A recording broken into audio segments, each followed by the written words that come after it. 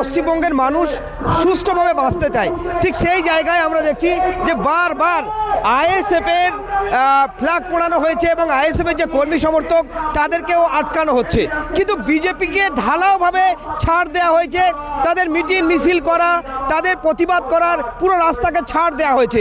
আমরা কোথাও দেখিনি যে বিজেপিকে বারবার আটকাতে হয়, তাদেরকে ধরে নিয়ে যেতে হয়। কিন্তু আইএসএফের যতবারই প্রোগ্রাম হয়েছে তাদের শুরু থেকেই যে চিত্র উঠে আসছে, এক বছর তো আইএসএফের এই প্রতিষ্ঠা দিবস পালন করতে দেয়নি, নওশাদকে জেল কাটতে হয়েছে, প্রচুর কর্মীকে মারধর করা হয়েছে। এমনকি যে চিত্র উঠে আসছে একেবারে এবারে যেটা আসছে আইএসএফের ফ্ল্যাগ পোড়ানো হয়েছে, কি বলবেন আপনি?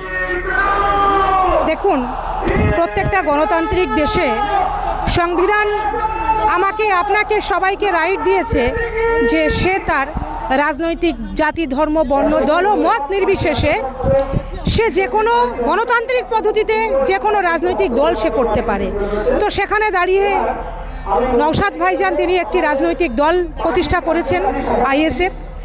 তো আমরা গতকাল সোশ্যাল মিডিয়ার মাধ্যমে দেখতে পেয়েছি যে চারিদিকে এই মিটিং মিছিলকে কেন্দ্র করে রাস্তা আটকানো, জিআরপিকে দিয়ে সাধারণ মানুষকে হ্যারাসমেন্ট করা এবং ফ্ল্যাগ পোড়ানো। এবং ওই ফ্ল্যাগটা পোড়াচ্ছে কে, যারা পোড়াচ্ছে তাদের ভাষাগুলোও আমি ভীষণ মন দিয়ে শুনলাম। বাংলা ভাষাটাও তারা ঠিকমতো জানে না এবং মনে হয় না তারা শিক্ষার গণ্ডি পার করেছে। তো একজন সাধারণ নাগরিক হিসেবে কোনো পার্টির পক্ষপাতিত্ব না করে একজন অপমান বাংলার মেয়ে হিসেবে বলতে চায় যে এটা গণতন্ত্রের লজ্জা। গণতন্ত্র এই অধিকার দেয়নি কাউকে। আমরা যে নেত্রী, আমাদের নেত্রী মাননীয়া মমতা বন্দ্যোপাধ্যায়, তিনিও কিন্তু এই লড়াই সংগ্রাম আন্দোলন, সিঙ্গুর আন্দোলন, নন্দীগ্রাম আন্দোলন, এই সমস্ত আন্দোলনের মধ্য দিয়ে সেই সময়ের সিপিএমের চোখে চোখ রেখে লড়াই করে কিন্তু তিনি এই জায়গায় এসেছেন।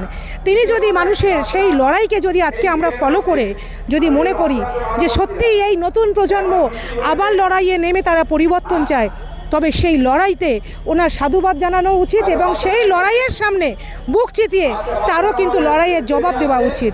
প্রশাসনকে কাজে লাগিয়ে ক্ষমতার অপব্যবহার করে যে কোনো পার্টিকে এই অপদস্থ করাটাকে আমি বলবো গণতন্ত্র বিরোধী।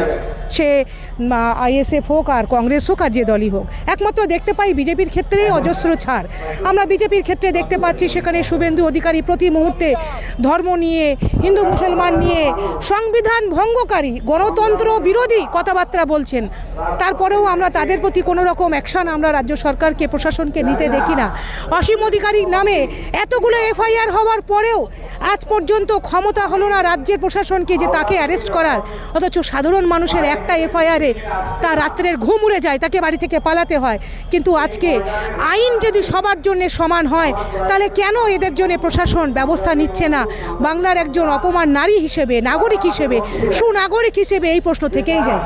কবি অসীম সে কিন্তু বলছে যে আমি ঠিক করেছি, যেটা বলেছি বেশ করেছি, কি বলবেন কোরআন নিয়ে? আইনের বুড়ো আঙুল দেখিয়ে আজকে তারা আইনের ঊর্ধ্বে উঠে তারা বলছে ঠিক করেছি। একটা নির্দিষ্ট ধর্মের সম্প্রদায়কে আঘাত করা, যেটা আমাদের গণতন্ত্র এবং সংবিধান বিরোধী। এই সংবিধান বিরোধী কাজ শুধু অসীম সরকার নয়, অসীম সরকারদের মতো তাদের দল, কৌস্তব বাগচিদের মতো, অর্জুন সিংদের মতো মানুষ প্রতিনিয়ত করছে। কিন্তু তাদের বিরুদ্ধে যদি আইন সবার জন্য সমান হয়, যদি এই প্রশাসন, এই রাজ্য সরকার যদি তাদের প্রতি ব্যবস্থা রাখতো, তাহলে সাধারণ মানুষ হিসেবে আমাদের আস্থা থাকতো। সেই আস্থা যেন কোথায় নষ্ট হয়ে যাচ্ছে, যে গরিব, বড়লোক এবং ক্ষমতাবানদের জন্যে বোধহয় আইনটা আলাদা, নিয়মটা আলাদা।